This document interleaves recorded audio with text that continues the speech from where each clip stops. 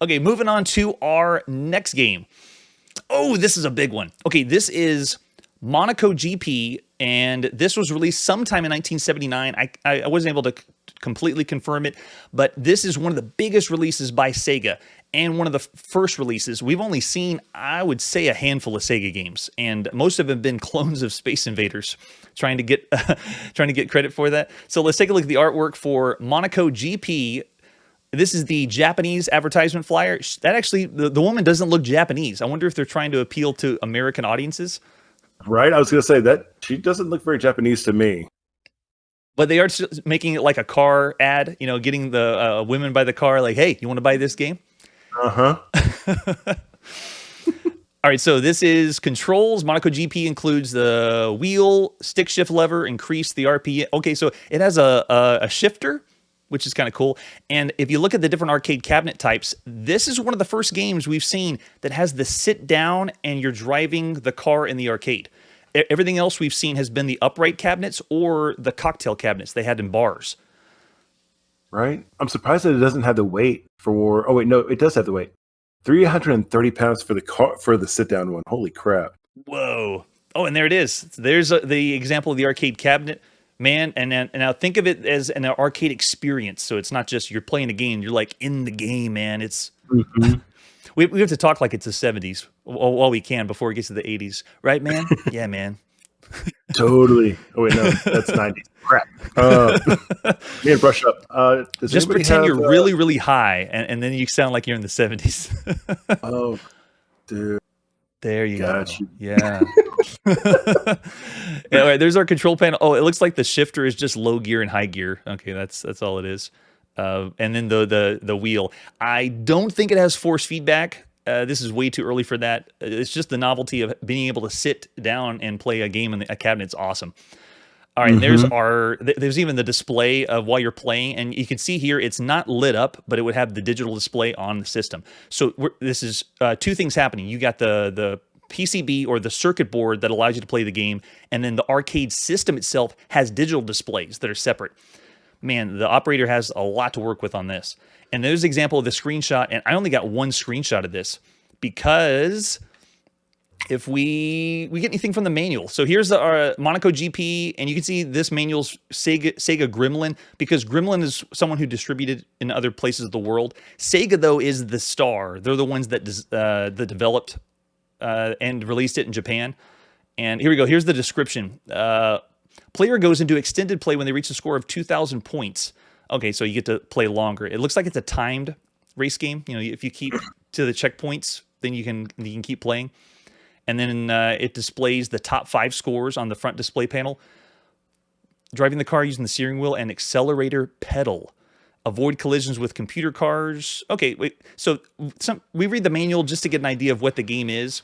Me and Dwarfus we've never played. It's 1979, man. This is like the first time it came out. And a lot of these games are sold. We haven't played them. So we want to get an idea of what we're getting into. Okay, so let's see what this is like. I don't think this will load because... Does it come up at all? It doesn't. Well, we got an awesome display. I think I know why. Monaco GP did not have a microprocessor. Aww. This is one of the last video games that was programmed without a CPU. And I took the liberty of looking up something online about this because if you looked at any of the archive footage of Chronologically Gaming, I started back in 1971 playing games. And a lot of the games that old, I couldn't play because I had to have a correct simulator to play them. And this is from one of the developers of MAME, which is the emulator we use to play a lot of the arcade games. He says, all arcade games prior to 1975 lacked a CPU. They were designed using a mismatch of digital logic for driving game events with analog circuitry. So the way we're used to programming now, it is so old. It's way older than that. So from 1975 to 1980, arcade companies either adopted microprocessor-based games, or larger companies like Sega continue to release these discrete games alongside the CPU ones. So this, guys, Monaco GP is one of those games that doesn't use the CPU. It's one of the last ones. The other ones we saw were in 1974, 5. It was so really old. So this is one of the last that doesn't have a CPU. And so with many CPU-less arcade games, you can't program them. It requires you to sit down with an actual schematic of the game, plug in a network of components with their values, and then debug them and transcribe the data. This is coming from the developer. So this means this game will not run like the other ones, but ladies and gentlemen, I found a simulator. We're going to play Monaco GP because this game is huge, and I think only Dwarfus is going to have control of it. So let's see what happens. It is 1979. We're playing Monaco GP in the arcades. This release is the one that came out in Japan first at a trade show. So we're pretending we're at the Japan trade show, and we're going to check it out. So right now, do you have any control of the car at all? Like, can you push start? There we go. Okay, so when you push start, what happens? Okay.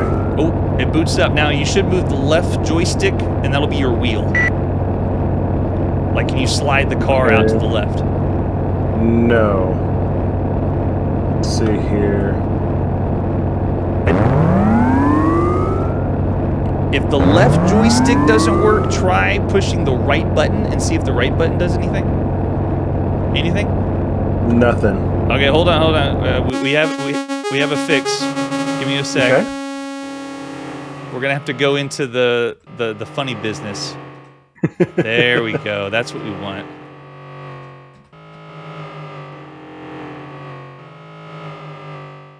That's it. And then I want...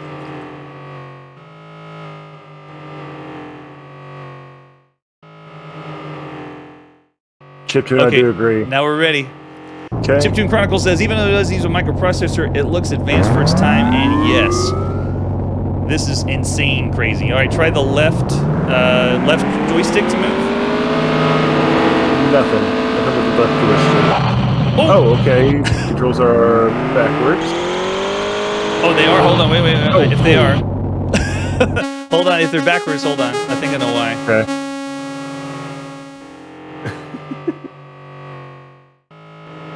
There. Now go. All right.